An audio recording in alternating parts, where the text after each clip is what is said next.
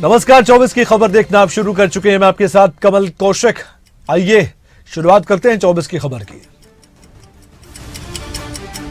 इस समय देश की राजनीति में परिवारवाद के मुद्दे को लेकर जुबानी जंग जारी है और अब इसी मुद्दे को लेकर पीएम मोदी ने विरोधियों को जमकर घिरा और यह भी कह दिया कि विपक्ष ने अपने परिवार के हितों के लिए देश हित को बलि चढ़ा दिया। मोदी ने देश हित के लिए खुद को खपा दिया। के लिए उनका परिवार ही सब कुछ है। मेरे लिए देश का हर परिवार सब कुछ है।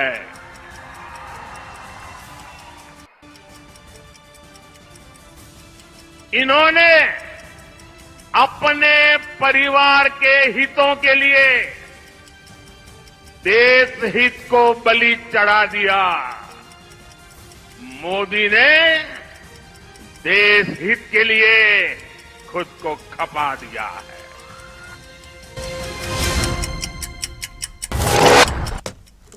और वहीं कांग्रेस को भी पीएम मोदी ने आड़े हाथों लिया है और ये तक कह दिया कि मोदी अपने परिवार को दी गई गारंटी को पूरा करने में लगा है। तो वहीं कांग्रेस और उसके साथी मोदी को और मोदी के परिवार को गाली देने पर उतर आए हैं। ये मोदी राजनीति में उनको आंखों में चुभता क्यों है, इसका कारण है मैं इनके सैकड़ों हजारों करोड़ रुपयों के घोटालों की पोल खोल रहा हूं। मैं इन लोगों के परिवार के खिलाफ, परिवारवाद के खिलाफ मैं व्यक्तिगत आरोप किसी पे नहीं लगाया। परिवारवाद के खिलाफ आवाज उठाता हूं। ये मोदी उनको आंखों में चुभता क्यों है। राजनीति में परिवारवाद का मुद्दा पटना से गरमाया था, जहां आरजेडी प्रमुख लालू प्रसाद यादव ने पीएम मोदी को घेरा था और कई सवाल भी दागे थे। लालू प्रसाद यादव ने यह कहा था कि नरेंद्र मोदी आजकल परिवारवाद पर हमला कर रहे हैं। आपका कोई परिवार नहीं है, आप हिंदू भी नहीं हैं, ये तक बात कही गई थी। ये मोदी क्या है? मोदी कोई चीज है क्या? ये नरेंद्र मोदी आजकल परिवारवाद पर हमला कर रहे हैं। अरे भाई, तुम बताओ ना कि तुमको क्यों परिवार में कोई संतान नहीं तुमको हुआ, बताओ।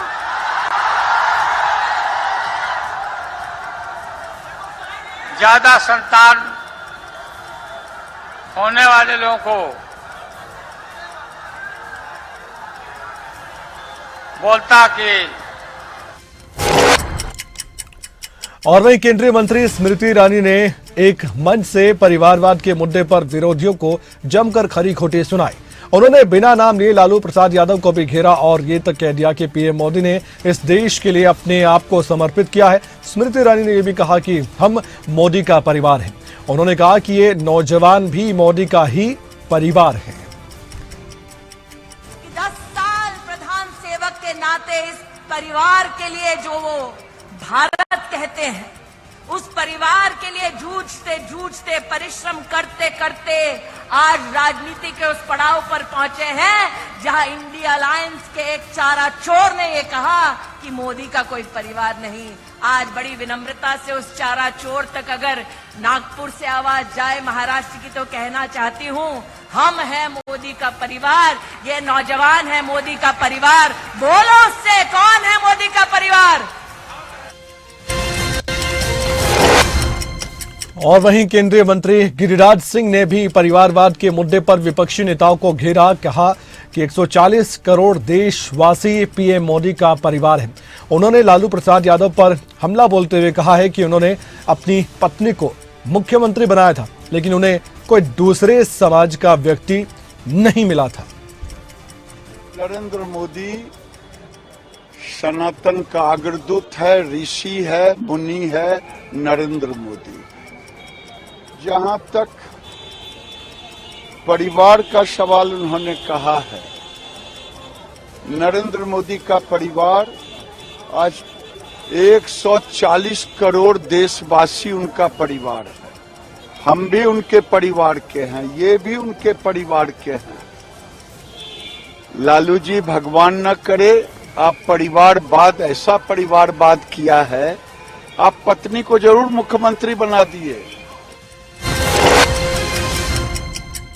और वहीं परिवारवाद के मुद्दे पर कांग्रेस भी बीजेपी पर लगातार हमलावर दिखाई दे रही है। पीएम मोदी के बयानों को लेकर कांग्रेस नेता प्रमोद तिवारी ने प्रतिक्रिया दी और ये तक कहा कि पीएम मोदी की कथनी और करनी में जमीन आसमान का फर्क है। उन्होंने कहा कि पीएम मोदी, आप परिवारवाद नहीं करते हैं, लेकिन आप परिवारवाद में भेदभाव जरूर करते हैं। मोदी जी की कथनी और करनी में जमीन आसमान का फर्क है। अगर भारत पूरा उनका परिवार है तो फिर किसानों पर गोलियां, पूंजीपतियों का कर्जा क्यों माफ? 700 लोगों ने अपने प्राण त्यागे हैं अपनी मांग रखने के लिए, और पूंजीपतियों का 30 लाख करोड़ कर्जा माफ हुआ है।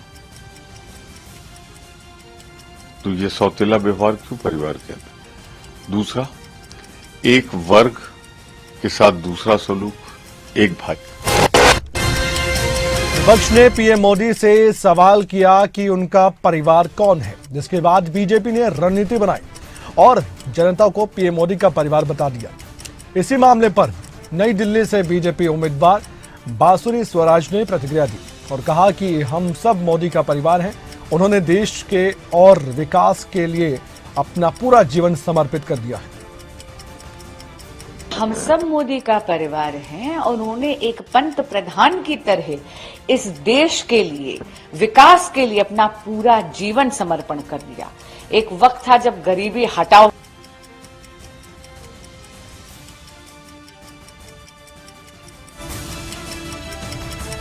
तो आपने सुना किस तरह से अब बीजेपी लगातार लालू प्रसाद यादव और आईएनटीआई गठबंधन को घेर रही है। बीजेपी के उम्मीदवार भी पूरी तैयारी कर चुके हैं, कैसे विपक्ष को आड़े हाथों लिया जाए और चुनाव में उसका फायदा उठाया जाए। केंद्रीय मंत्री निर्मला सीतारमण की बात करते हैं। उन्होंने भी लालू प्रसाद यादव के बयान पर पलटवार किया और कहा कि पीएम मोदी को देश अपना परिवार का हिस्सा ही मानता है। उन्होंने लालू प्रसाद यादव पर निशाना साधते हुए ये भी कहा कि इस तरह के नीच बयान देना अच्छी बात नहीं है, राजनीति में गरिमा तो रखनी चाहिए। उनको अपने परिवार के संग और उनके परिवार के हिस्सेदार मानते हैं, इसीलिए ऐसे नीच स्तर का बातें कहना अच्छा नहीं है। वो भी राजनीति में इतने सालों, दशकों से जो मुख्यमंत्री थे इस राज्य का, ऐसे वरिष्ठ लोग इस स्तर के बात करने से जनता में निराशा होता है। राजनीति में तो आपने सुना किस तरह से अब केंद्रीय मंत्री भी लालू प्रसाद यादव के बहाने पूरे विपक्ष को घेर रहे हैं। देखने वाली बात है कि यह मुद्दा आगे और कितना करवाएगा। लेकिन बात यहीं पर नहीं रुकती है। बिहार के पूर्व मुख्यमंत्री लालू प्रसाद यादव के बयान पर केंद्रीय मंत्री अनुराग ठाकुर ने भी प्रतिक्रिया जाहिर की है। यानी कि बीजेपी ने रणनीति बनाते हुए अब इस बयान को पूरी तरीके से भुनाना शुरू कर दिया है। उन्होंने कहा कि पीएम मोदी पूरे देश को अपना परिवार मानते हैं और पूरा देश पीएम मोदी को अपना हिस्सा मानता है। जितने बार इन लोगों ने पीएम मोदी को अब शब्द कहे हैं, उतने ही मजबूत होकर पीएम मोदी आज तक निकले हैं। मोदी जी पूरे देश को अपना परिवार जन मानते हैं और पूरा देश मोदी जी को अपने परिवार का हिस्सा मानता है। मैं भी मोदी का परिवार। देखिए, जितनी बार इन लोगों ने अपशब्द कहे, गाली निकाली, नीचा दिखाने का प्रयास किया, उतने ही मजबूत होकर नरेंद्र मोदी जी। अब ऐसे में केंद्रीय मंत्री भी अपनी ओर से ये बात कहते नजर आ रहे हैं कि इसका सीधा सीधा नतीजा लोकसभा के चुनाव के नतीजे में देखने को मिलेगा। वार पलटवार हमने देखे और ऐसा एग्जाम्पल पहले भी देखा है चुनाव के दौरान, लेकिन क्या वाकई में बीजेपी को फायदा होगा? देश की राजनीति में इन दिनों राहुल गांधी की भारत जोड़ो न्याय यात्रा भी चर्चाओं में है और राहुल गांधी इस समय यात्रा के जरिए लोगों से मिल रहे हैं, साथ ही बीजेपी को भी आड़े हाथों ले रहे हैं। इसी बीच जब यात्रा मध्य प्रदेश पहुंची तो बीजेपी नेताओं ने भी सियासी हमला बोलना शुरू कर दिया। इस कड़ी में मुख्यमंत्री मोहन यादव का भी बयान सामने आया। उन्होंने भारत जोड़ो न्याय यात्रा को लेकर कहा कि उज्जैन देव दर्शन करने की नगरी है, मैं उन्हें इसकी शुभकामनाएं देता हूं। उनके शासनकाल में कांग्रेस ने बहुत लंबा सफर अदा किया है, लेकिन चुनाव की बेला में भी अगर कोई अपने दल का विचार न करते हुए इस तरह से समय जाया करता तो ये उनका विषय हो सकता है। मैं इस पर क्या टिप्पणी करूंगा, लेकिन देव दर्शन करने की नगरी है उज्जैन, वो भगवान के दर्शन अच्छे से कर ले। मैं यही उनको शुभकामना देता हूँ। मध्य प्रदेश की धरती। बीजेपी ने लोकसभा चुनाव को लेकर पहली लिस्ट जारी कर दी थी और कई चेहरों पर पार्टी ने फिर से भरोसा जताया था। इसी बीच बीजेपी नेताओं का कहना है कि पहले नामों की घोषणा करके आने वाले वक्त में चुनाव में उन्हें फायदा मिलेगा। इस मुद्दे पर केंद्रीय मंत्री अर्जुन राम मेघवाल ने भी प्रतिक्रिया जाहिर की। उन्होंने बयान दिया, INDA गठबंधन को लेकर निशाना साधा। कहा कि अभी तो उनके सीटों का ही बंटवारा तक नहीं हुआ है, हमने तो 195 सीटों की भी घोषणा कर दी है। अभी तो सीटों का ही बंटवारा नहीं हुआ होगा, क्या देखते हैं। अच्छा बताओ, उनका नेता कौन? मैं तो आपसे ही पूछ रहा हूं, आप उनसे पूछना, प्रश्न करना। हमारा तो नेता तय है ना कि नहीं है? हमारे नेता है नरेंद्र मोदी जी। हमने 195 सीटों की भी घोषणा कर दी, 400 पार NDA जाने वाला है। अभी तो सीटों का ही बंटवारा नहीं हुआ होगा, क्या देखते हैं। अच्छा बताओ, उनका नेता कौन? मैं तो आपसे ही पूछ रहा हूं, आप उनसे पूछना, प्रश्न करना। कांग्रेस नेता राहुल गांधी ने शाजापुर में भारत जोड़ो न्याय यात्रा को लेकर कई बातें कही, संबोधित किया लोगों को। इस दौरान उन्होंने पीएम मोदी पर भी जुबानी हमला बोला। कहा कि पीएम मोदी चाहते हैं कि जब भी राम बोलो, श्री राम बोलो और भूखे मर जाओ, बस इसी कथनी की तरफ आगे बढ़ रहे हैं। युवा हो वो साथ रख के रील देखे, ये मैं चाहता हूं और इसमें आपकी जरूरत होगी। मोदी जी ये नहीं चाहते, मोदी जी चाहते हैं मोदी जी चाहते हैं कि आप मोदी जी चाहते हैं कि आप दिन भर मोबाइल पे रहो, जय श्री राम बोलो और भूखे मर जाओ। ये एक बड़ा जुबानी हमला है। इसके बाद बीजेपी नेता इस बयान को भुनाने वाले हैं और इसको लेकर भी कांग्रेस के अलावा राहुल गांधी को सीधे सीधे घेरने की तैयारी हो सकती है। भारत जोड़ो यात्रा के दौरान राहुल गांधी ने किसानों से भी मुलाकात की थी, जिसको लेकर कांग्रेस नेता जयराम रमेश ने जानकारी दी और कहा कि किसानों ने राहुल गांधी के सामने अपनी मांगे रखी और MSP कर्ज माफी को लेकर चर्चा हुई। जयराम रमेश ने आगे ये भी कहा है कि कांग्रेस पार्टी का दरवाजा किसानों के लिए हमेशा खुला रहेगा। अलग अलग जिले से आए किसान और उन्होंने राहुल जी के सामने अपनी जो कठिनाइयां हैं, जो परेशानियां हैं, जो उनकी मांगे हैं, उन्होंने रखा। खास तौर से MSP के बारे में चर्चा हुई और कर्जा माफी के बारे में चर्चा हुई, मार्केटिंग के बारे में चर्चा हुई, प्रधानमंत्री फसल बीमा योजना के बारे में, जो सिर्फ निजी कंपनियों को फायदा पहुंचाता है पर किसानों को फायदा नहीं पहुंचाता है, उसके बारे में किसानों ने अपनी मांगी रखी। भूमि अधिग्रहण कानून को लेकर जिस तरीके से वो सही ढंग से मुआवजा नहीं मिल रहा है किसानों को, उसके बारे में भी उन्होंने राहुल जी को अवगत कराया। किसानों के मुद्दे को लेकर हरियाणा के कृषि मंत्री JP दलाल का बयान सामने आया है और मुख्यमंत्री अरविंद केजरीवाल पर भी तंज कसा है। उन्होंने कहा है कि हरियाणा 14 फसलों पर MSP दे रहा है और पंजाब केंद्र की MSP की फसलों के अलावा किसी अन्य फसल पर MSP नहीं देता है। उन्होंने कहा कि पंजाब के किसान पंजाब सरकार से MSP जरूर मांगे। चीज कहता हूं कि हरियाणा प्रदेश जैसी किसान हितैषी नीतियां देश में कहीं नहीं है। हम 14 फसलें खरीदते हैं, मंडियां हमारी अच्छी है, भावांतर की योजनाएं हमारी है, बागवानी फसलों का बीमा भी, सब्जियों का बीमा हम करते हैं। जबकि पंजाब जहां से हमारे भाई किसान भाई आंदोलन के लिए आ रहे हैं, वहाँ 2 ही फसलें खरीदते हैं। वो वहाँ की सरकार से मांग करें और केंद्र की जो मांग है वहाँ उन तक पहुँच चुकी है, वो विचार भी कर रही है। और ज़्यादा जो विषय है, केजरीवाल जी ने कहा था कि मुझे पंजाब की मेरी सरकार आएगी तो मैं 22 फसलों पर MSP दूंगा, जबकि वो 2 केंद्र की MSP हैं, 2 उसके। लखीमपुर से अजय मिश्र टैनी को बीजेपी ने टिकट दिया और अब इसी को लेकर कांग्रेस नेताओं ने बीजेपी को घेरना शुरू कर दिया है। सांसद दीपेंद्र हुड्डा ने यह कहा है कि जिस नेता ने लखीमपुर में किसानों को गाड़ी से कुचला, उन्हीं को फिर से बीजेपी ने उम्मीदवार बना दिया। उन्होंने कहा कि बीजेपी ने अब किसानों की भावनाओं को भी कुचल दिया है। किसानों की सभी भावनाएं उसी तरह से कुचली गई जैसे लखीमपुर में किसानों को कुचलने का काम किया। अब लोग, मैं समझता हूँ, भारतीय जनता पार्टी के इस अहंकार, ये अहंकार की पराकाष्ठा है कि कोई कुछ भी करे देश में, कितना ही क्रूरता भरे कृतकार्य रहे, किसी के समर्थक करे, और कोई जिम्मेदारी तय नहीं की जाएगी। तो ये मैं समझता हूँ कहीं ना कहीं ये अहंकार बहुत बढ़ गया है भाजपा का। इस अहंकार को वोट की चोट से लोग कुचलने का काम करेंगे। किसानों की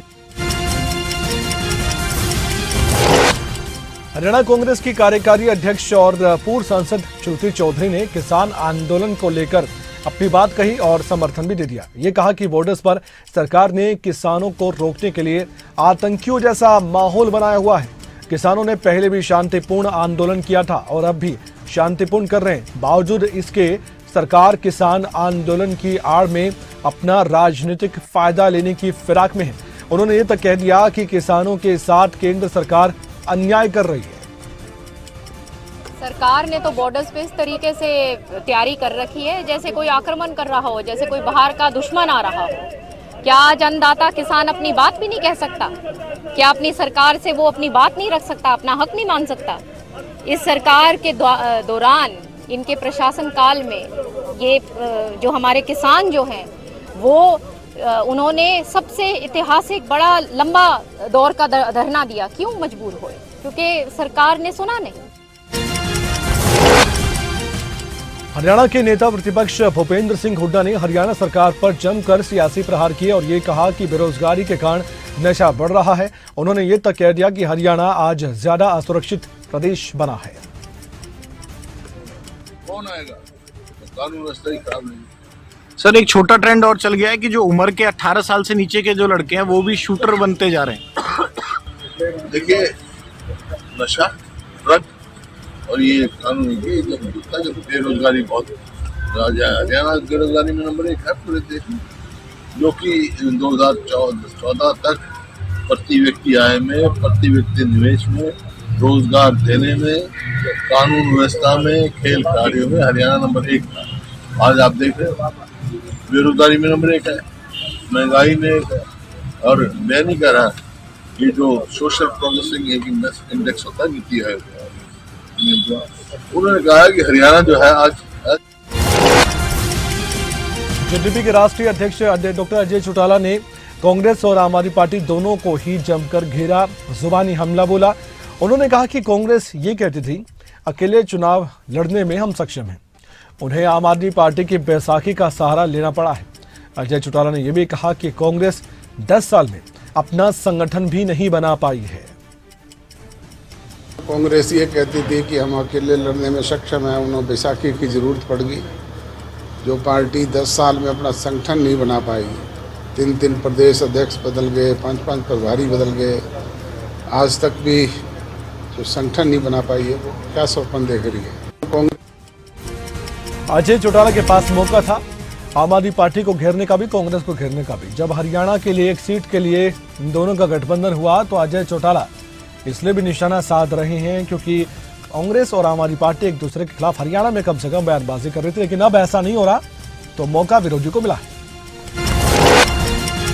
कुरुक्षेत्र से सांसद और बीजेपी के प्रदेश अध्यक्ष नायब सिंह सैनी ने INDIA गठबंधन के प्रत्याशी सुशील गुप्ता पर पलटवार कर कहा कि सुशील गुप्ता ने एक कार्यक्रम में 2 लाख रुपए देने की घोषणा की थी, लेकिन वो आज तक 2 लाख रुपए भी नहीं दे पाए और ये सब कलायत की जनता भी जानती है। दरअसल सुशील गुप्ता ने नायब सिंह सैनी को लेकर ये कहा था कि नायब सिंह सैनी जनता के बीच तक नहीं जानते। गैब तो कह देता हो रहा, उसने पूछना चाहिए। कह दे गैब तो तय हो गया, कह देता राज्यसभा का मेंबर। कलायत के अंदर हमारी मंत्री महोदय बात रख रही थी और वहाँ पर वो कहने लगी कि सुशील गुप्ता यहाँ पर आया था, 2 लाख की घोषणा करके चला गया और आज तक पैसे नहीं आए। गैब तो कौन? गैब हुआ का मांगा। तो इस तरह से एक दूसरे के खिलाफ तंज कसते हुए नेता नजर आ रहे हैं और ये चुनावी साल है, चुनावी माहौल है, इसलिए एक दूसरे पर इस तरह से भी निशाना साधा जा रहा है। हरियाणा में कांग्रेस और आम आदमी पार्टी का गठबंधन है और दोनों पार्टियों के नेता इस वक्त जीत का दावा कर रहे हैं। कांग्रेस सांसद दीपेंद्र हुड्डा ने भी INDA गठबंधन को लेकर बयान दिया और ये कहा कि सुशील गुप्ता कुरुक्षेत्र से जीत हासिल करेंगे। उन्होंने कहा कि हरियाणा के 10 की 10 लोकसभा सीटों पर INDA गठबंधन जीत हासिल करने वाला है। यह गठबंधन है हमारा और सुशील गुप्ता जी हमारे संयुक्त उम्मीदवार हैं और कांग्रेस पार्टी और इंडिया गठबंधन हरियाणा के अंदर बेहतरीन प्रदर्शन करेगा। हम 10 की 10 सीटें जीतेंगे और कुरुक्षेत्र से भी सुशील गुप्ता जी जीतेंगे। और जैसा कि जो है ये मैं समझता पूरे देश के अंदर इंडिया गठबंधन जब हुआ था तब ये तय हुआ था कि आपस में हर पार्टी को एडजस्ट करके चलेंगे। तो उस रूप से हरियाणा के बिजली मंत्री रणजीत सिंह ने भी कांग्रेस पर निशाना साधा और कहा कि जहां जहां कांग्रेस चली गई है वहां वापस नहीं आई है। उन्होंने ये भी कहा कि इस बार भी 10 की 10 सीटों पर बीजेपी ही आने वाली है। नहीं मानता हरियाणा में। देखिए जहाँ जहाँ कांग्रेस 10 साल में चलेगी ऑन रिकॉर्ड कह रहा हूँ, कभी भी दोबारा नहीं पलट के आई। देखिए मैं आपको गिनाता हूँ, आप यूपी ले लें, आप इसके बाद बंगाल ले लें, बिहार ले लें, आप गुजरात ले लें, उड़ीसा ले लें, तमिलनाडु ले लें। इनमें जहाँ चली गई एक बार दोबारा 10 साल जहाँ चलेगी दोबारा कांग्रेस नहीं आई। हरियाणा में 10 साल चलेगी, मैं नहीं मानता दोबारा कांग्रेस का 10 सीटों में। मैं तो 10 की 10 बीजेपी के मानता हूँ। पिछली बार भी आई है, पिछली बार से अब के हवा ज़्यादा बढ़िया है। मैं नहीं मानता हरियाणा में। देखिए जहाँ जहाँ कांग्रेस 10 साल में चलेगी ऑन रिकॉर्ड कह रहा हूँ, कभी भी दोबारा नहीं पलट के आई। देखिए मैं आपको गिनाता हूँ। पंजाब सरकार ने अपना बजट पेश कर दिया है। इसी को लेकर पंजाब सरकार के वित्त मंत्री हरपाल सिंह चीमा ने जानकारी दी है और कहा कि इस बजट में कोई भी नया टैक्स लोगों पर नहीं लगाया गया है। उन्होंने कहा कि इस बजट में स्वास्थ्य, शिक्षा और खेती प्राथमिकता थी। सर भगवंत सिंह कुमार की अगुवाई में ये तीसरा बजट पेश किया। इस तीसरे साल भी कोई भी नया टैक्स जो है पंजाब के लोगों के ऊपर नहीं लगाया गया। बगैर नया टैक्स लगाए ये हमने जो है बजट पेश किया है। और इसमें हमने सबसे हमारी प्राथमिकता क्या रही है कि हमारा एग्रीकल्चर क्षेत्र, हमारी एजुकेशन, हमारी शिक्षा और हमारी स्वास्थ्य, हमारा इनको हमने प्राथमिकता दी है ताकि पंजाब के लोगों को अच्छी सेहत मिले, अच्छी पढ़ाई मिले और पंजाब का किसान आगे बढ़े। इसके साथ साथ हमने जो हमारा जो इंडस्ट्री है पंजाब की, इंडस्ट्री को आगे कैसे लेके जाना उसका रोड मैप दिया है। इसी के साथ पंजाब के एम्प्लॉइज, पंजाब के जितने भी वर्ग हैं उन सभी की केंद्रीय मंत्री अनुराग ठाकुर ने एक बार फिर से हिमाचल की कांग्रेस सरकार पर जुबानी हमला बोला है। इस समय हिमाचल प्रदेश के दौरे पर भी अनुराग ठाकुर हैं। एक के बाद एक निशाना कांग्रेस पर साध रहे हैं। उन्होंने कई मुद्दों को लेकर सुक्खू सरकार को घेरा है और एक बार फिर से कहा कि कांग्रेस सरकार फेल है, कांग्रेस ने झूठे वायदे किए थे और आज कांग्रेस के विधायक और जनता भी सुक्खू सरकार से नाराज है। उनको देखना है आखिर उनसे लोग नाराज क्यों हैं। जनता भी नाराज है, विधायक भी नाराज है। किसी को संतुष्ट नहीं कर पाए, झूठे वायदे, झूठी गारंटियां दी और उस पर आज फेल भी हो गए, मुकर भी गए, आज मुंह दिखाने लायक नहीं रहे। तो तोड़ फोड़ उनके अंदर हो रही है अपने कारनामों के। तो आपने खुद सुना, अनुराग ठाकुर अपनी ओर से फिर से कहते नजर आए बागी नेताओं को लेकर भी कि नाराजगी देखिए कांग्रेस के विधायकों की दिखी है और जनता भी नाराज है। 14 महीने के कार्यकाल को लेकर बीजेपी ने कांग्रेस को जमकर घेरा है। बात उत्तराखंड की। कांग्रेस ने राज्य सरकार पर तीखा सियासी पलटवार किया। उन्होंने कहा कि इस बार का बजट बेहद निराशाजनक रहा। कांग्रेस के प्रदेश अध्यक्ष करण माहरा की हम बात करें, उन्होंने ये भी कहा कि इस बजट में पलायन रोकने के लिए कुछ भी काम नहीं किया गया है। उन्होंने एक रिपोर्ट के माध्यम से यह भी बताया कि उत्तराखंड में करीब 600 ऐसे गांव हैं जहां पर अभी तक सड़कें भी नहीं पहुंची हैं। देखिए मुख्यमंत्री जी का जो बयान है आधा सत्य है आधा झूठ है। गांव का डेवलपमेंट करना तो युवाओं पे पड़ गए, सच है, लेकिन पलायन रोकने के लिए आप क्या कर रहे हैं? आपकी केंद्र सरकार ने अग्निवीर योजना लाके पलायन को बढ़ावा दिया है, क्योंकि अब फौज ही नहीं रहेंगे और फौज में जाने के रास्ते बंद होंगे तो आदमी आजीविका के लिए, अपने जीवन यापन के लिए, अपने बच्चों के लिए उसको बाहर जाना पड़ेगा। दूसरा, इन 7 सालों में 7 साल हो गए बीजेपी की सरकार को उत्तराखंड में, युवाओं के लिए कौन से ऐसे प्रोग्राम लेके आए कि युवा गाँव में टिके? अब नेता घेर रहे हैं एक दूसरे को। सभी जानते हैं कि इलेक्शन का माहौल भी है और चुनावी साल भी है। क्या होने वाला है ये तो आप बताएंगे। फिलहाल सुनते रहिए नेताओं को, जो बातें कह रहे हैं उनको समझते रहिए। आने वाले वक्त में आप जवाब तो दे ही देंगे।